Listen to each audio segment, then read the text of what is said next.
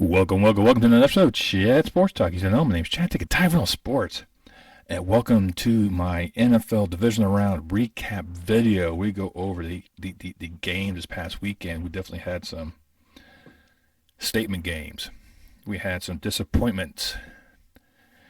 And we've seen some familiar foes once again going at it. Who won? Who lost? How will they fare? Before I dive into all of that, go ahead and smash that thumbs up for me, especially if you like the content I provide. You really please YouTube guys. Really helps promote this channel out. You also subscribe. A lot of you guys review my work. Not many of you subscribe. It costs you a dime. Helps me provide more time value for you. Now, going over these four fantastical games. I mean, look at the quarterbacks we had in there. We had Trevor Lawrence. We had Joe Burrow. We had Patrick Mahomes, Jalen Hurts, Dak Prescott, Josh Allen.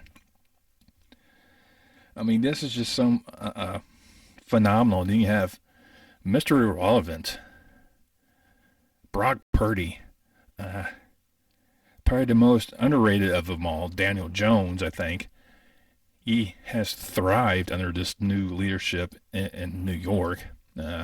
Mac Dupar should be, coach of the year for how he turned around this franchise. Or at least a good candidate for it. So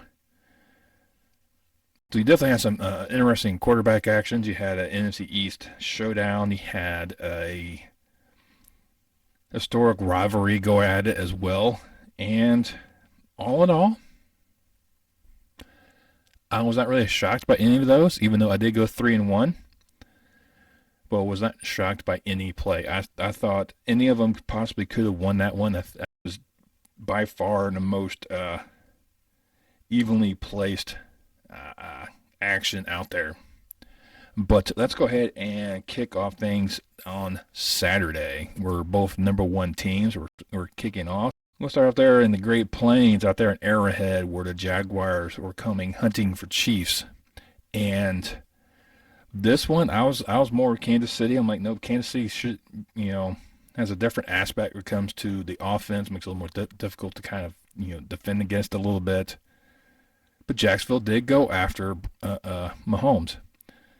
They actually kind of took him out.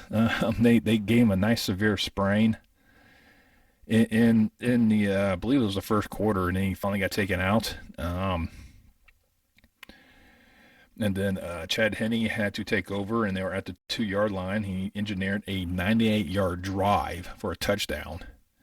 So Chad Henne is a good staple backup for that offense, and he could probably play many years as being a backup and doing what things he did. And it was a pretty good showing between Trevor Lawrence and Patrick Mahomes.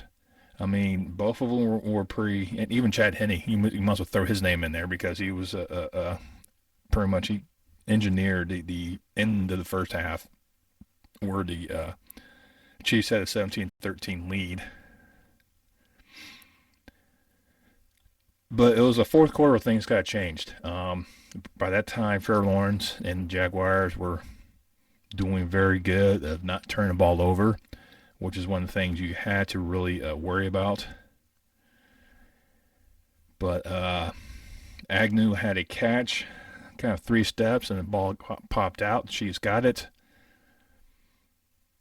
and quickly ran out because the defense had a good game plan against the Patrick Mahomes, kind of limiting his ability, even though Travis Kelce had a historical game, getting 14 receptions and almost 98 yards, plus 2 touchdowns. I mean, he's the favorite target, and it's hard to take away Kelce because there's so many other targets that Patrick goes to, including Juju Smith-Schuster, Marquise Valdez-Scantling, Jensen Watson. I mean, there's so many different players that Mahomes goes to. It makes it hard to do that. And not to mention with Pacquiao and McKinnon in the backfield, there's a few things that could really dictate the game. I mean, Pacquiao almost had 100 yards on the ground. I mean, he's better than Travis Etienne.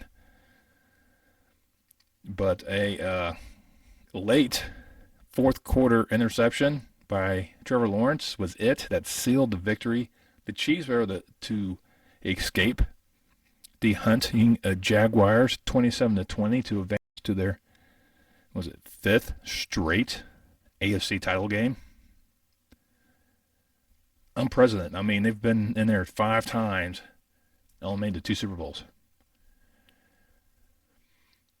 I don't know if they're going to survive this one coming up either, but I mean that's beside the point. But it's just a marvelous turnaround Doug Peterson's done with that Jaguars, with the disaster they had last year with Urban Meyer and disastrous play of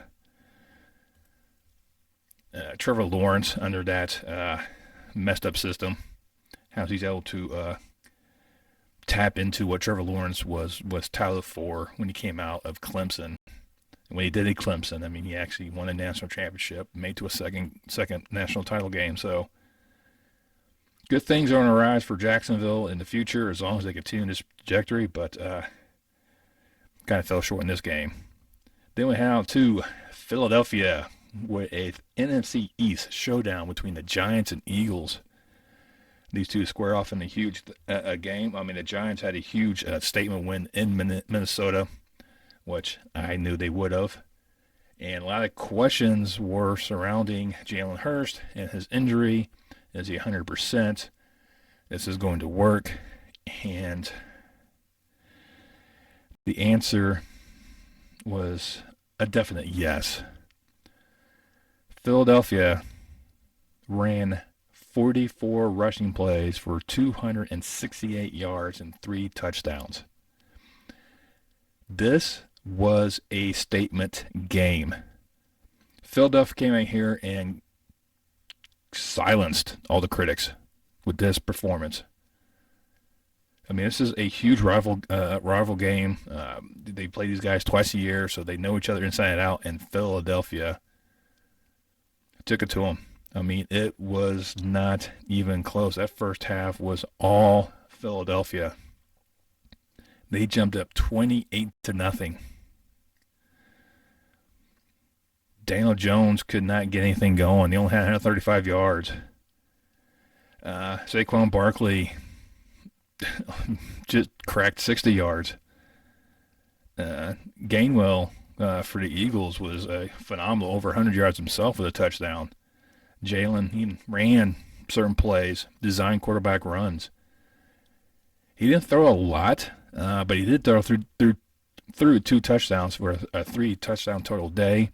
Devontae Smith and Dallas Goedert, A.J. Brown were just getting all the receptions they wanted, and it was just a huge showing by the this team. The Philadelphia defense was having a field day with 5 sacks, and that front line of Philadelphia is definitely going to be an issue for anyone else out there. And they just totally dominated the Giants, 38-7, stomping their place as the best team in the NFC. They also played host in the NFC Championship game. First time back in there since their miraculous Super Bowl run under Doug Peterson. And we'll kind of see how this one turns out.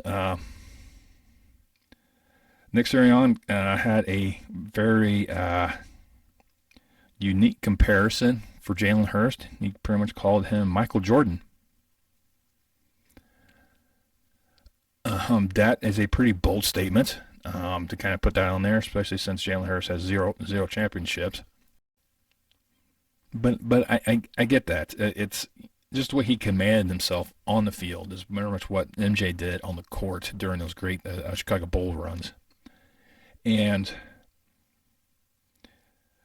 I may have not gone that direction, but definitely I think the shoe fits there, and Jalen Hurts has definitely shown he is definitely one of the best quarterbacks out there right now in the Final Four.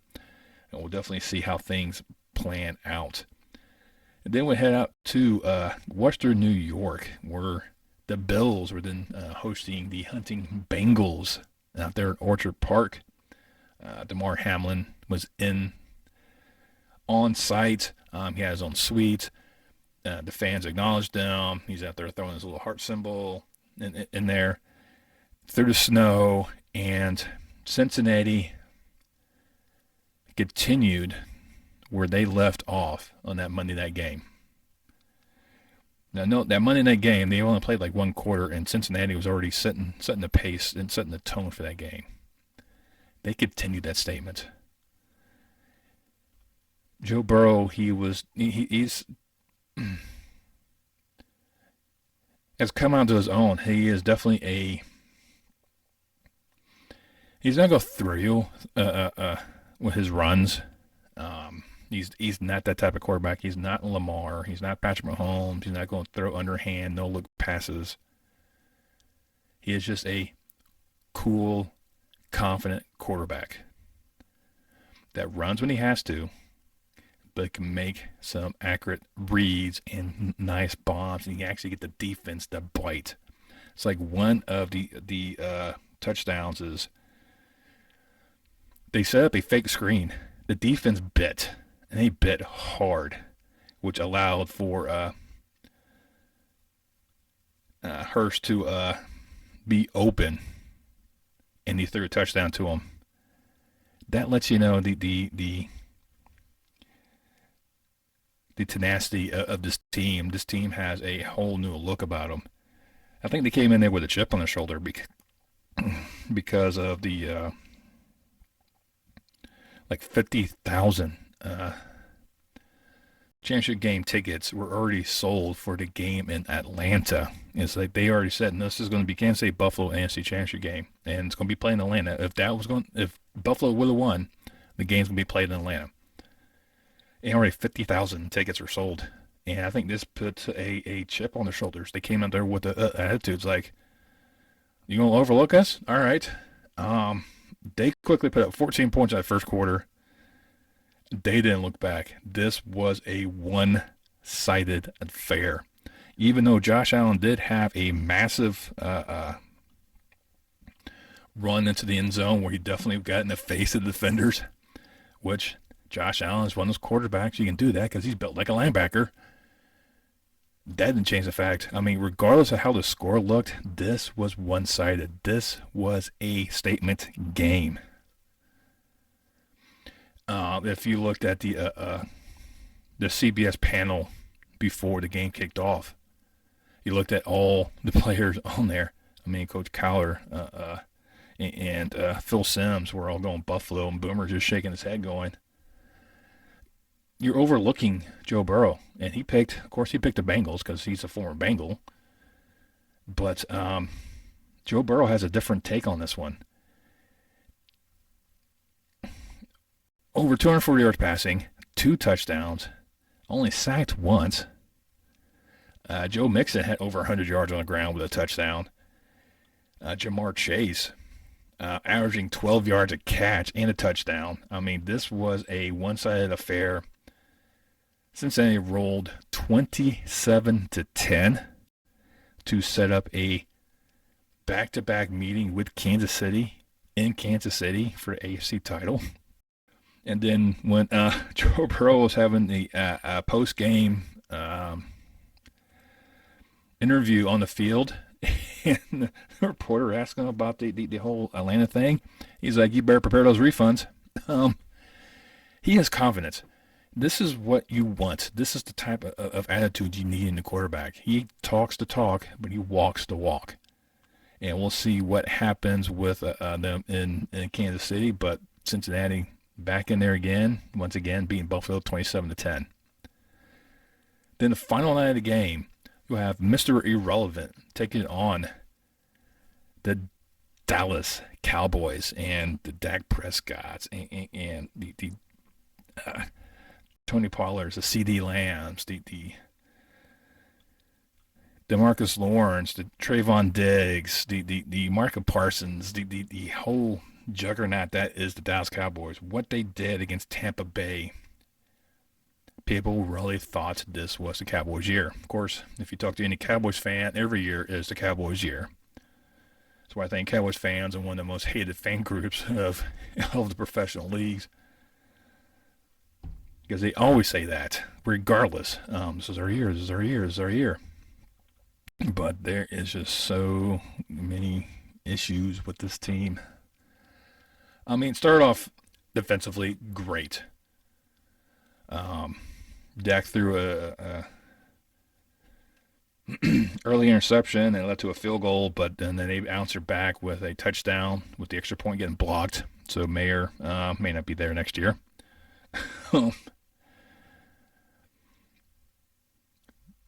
But, San Francisco just kept kicking field goals as well and take a 9-6 halftime lead. So this was definitely a defensive showdown, which I really thought it was going to be because how these two defenses are. The Dallas defense is superb. This is almost a Super Bowl caliber defense. I think they're just like maybe one piece away, and they're a lockdown defense that you're not going to be able to get past. I really think they are. Maybe one or two pieces. But they're definitely one of the top, like I said, one of the top defenses in the league. And this is, you can win a championship with this defense. But if the offense is not competent enough to back up the defense, things happen. And I think that offense issues point to Kellen Moore, the OC. There's been a lot of questionable things that he's done all season long. He's definitely made some questionable play calling. There's plenty of times he should have been worried about just running the ball, but always putting Dak in passing situations. You get things like that make you scratch your heads like, how is he still an offensive coordinator? And that's basically Pollard got taken out, and Kellen Moore never adjusted the play call. Tony Pollard was a huge factor in this running attack, but combined, Dallas could barely get past 75 yards. And you're not going to win many games. I mean, 4 Cowboys had less rushing yards than Elijah Mitchell and Christian McCaffrey, who combined for 87 yards. I don't know if that's a big, huge comparison, but that kind of lets you know that there was definitely some issues with the running attack of Dallas. Now, part of that goes into play of the San Francisco defensive line. I mean, when you have one of the Bosa brothers out there, it makes things a little more difficult. There was only one touchdown by the 49ers, and it was a short Christian McCaffrey run that he looked pretty much untouched when he ran in. Because Dallas kept kicking field goals. Pretty much that's all San Francisco was doing. And it boils down to the end of the game. It's 19-12. 49ers have the lead. Dallas is able to force the 49ers to punt. Okay, no issues. Well, let me back this up. They were going. Dak gets sacked. So instead of calling a timeout, then they wasted about 30 seconds before they put in the ball because they want to save their timeouts on the other end of the 2-minute warning. I'm like, you had the 2-minute warning. That's a free timeout. So why not call it then? You preserve some time. You kick, hit the punt. So when they catch it now, they're looking at, instead of like 5 seconds till 2-minute warning, they got 20 seconds, maybe 25 seconds before the 2-minute warning. So it means they'll have to at least run a play. You call another timeout. Once again, it's one of McCarthy's issues. It's clock management.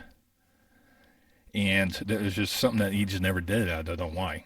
But 49ers were able to get the ball just before the 2-minute warning. Did a pass play. Now people, it's like, it was a little weird, but it was actually a great play because Greg Olsen actually called that. It's like, that's a brilliant play. I mean, regardless, if it goes, if it falls incomplete, play going to stop anyways because it's 2-minute warning. So why not? First time with that. Elijah Mitchell had a nice run. But instead of trying to stay in bounds, he stepped out of bounds.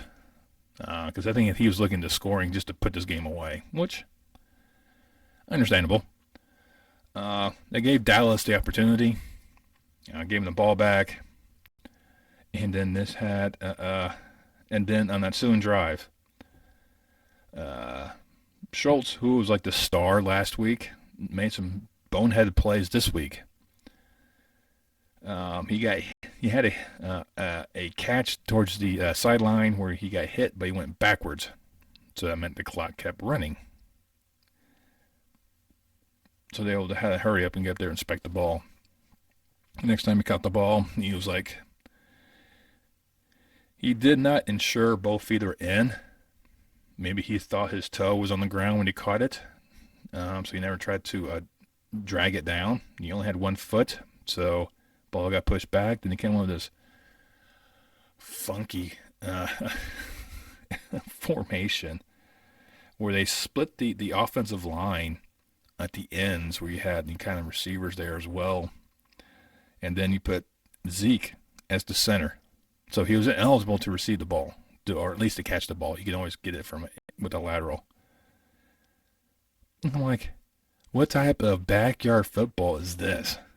So quick, do a little pass, or pretty much doing, went to lateral it all day long, try to get him into the end zone. That's basically what it is. Trying to, perform a miracle in Santa Clara. And Zeke got blasted. He wasn't very upright for very long. Dak got hurt up with a throw because he had two 49ers in his face. Got caught. He got drilled immediately. So there's no chance of any laterals or whatnot. It was a horrible play all around. That was it. Game over. 49ers knock off the Dallas Cowboys once again in the playoffs, 19-12. Mr. Irrelevant looks like Mr. Marvelous. He wins another showdown, wins another playoff game, and the 49ers and the Eagles are set to clash in Philadelphia next week. And then you had the AFC rematch in Kansas City once again. And if you look at the final four teams in there, you look at the quarterbacks, Joe Burrow, Patrick Mahomes. Expect Mahomes going to be healthy with that ankle. And you got Jalen Hurts taking on Brock Purdy. Once again, it's going to be a battle of the defenses. Can the 49ers defense step up and stop Jalen Hurts? There's a lot of questions floating out there with these two games. And it's going to be interesting to see. Right now, only one pick I have is still in there for the Super Bowl, and that's the 49ers. So, you know where I'm going to go with that NFC title game, but I'm not confident with that one. And does Joe Cole do it again with the Chiefs? He's 3-0 against them, including the playoffs. This is just...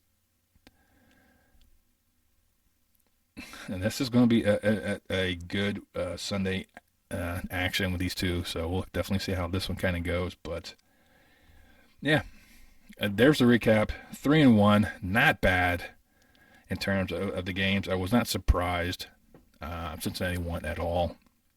A little more surprised they won the way they did. A little more surprised that Philadelphia won the way they did. But all in all, not disappointed. Great matchups, and like I said, very good conference title games coming up. Definitely interesting to see how those play out. And just let me know down below, are you surprised by any of these matchups? Are you surprised at the final four teams? It's your Super Bowl team still in there. Like I said, I only got half, so I got to pick a new AFC winner and new Super Bowl winner itself. We'll have to wait till later on this week to make my preview for those games. But just leave those comments down below. Were you there? You can also share this video with your friends and family. It helps promote this channel out. You can also hit that thumbs up once again. Once you subscribe, make sure you click that bell icon and turn on your notifications. Let you know next time I post any more content on my channel. And I will see you next time on Chat Sports Talk.